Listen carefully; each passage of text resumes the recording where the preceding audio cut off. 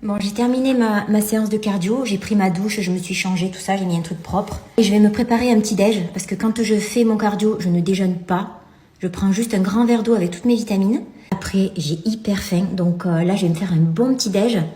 Et je pense que je vais me préparer des petits moelleux au skyr, mais avec des raisins secs.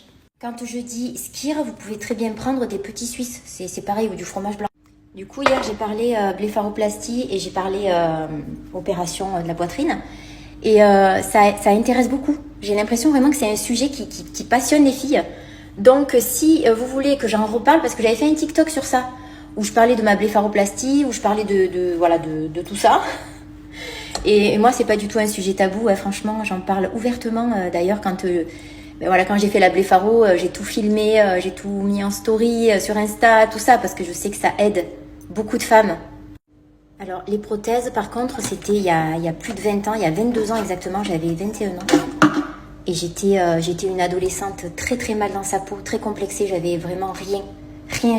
C'était pas possible, je pouvais pas vivre comme ça. Je pouvais pas vivre comme ça. Ça m'a changé la vie. Cette opération, c'est une opération incroyable.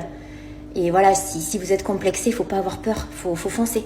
Faut pas regarder tout ce qu'on voit à la télé et tout, parce que c'est pas ça en réalité, La chirurgie esthétique, c'est là pour aider les femmes et les hommes qui ont des complexes. Tu vois, c'est pas fait pour un... Enfin, je sais pas comment l'expliquer, mais voilà. Bon, je retourne à mes moelleux au skyr, hein, parce que ça avance pas et j'ai hyper faim. J'en peux plus là, tu vois. Je sens que je vais me jeter sur la baguette aux noix. Et ça, c'est pas bien.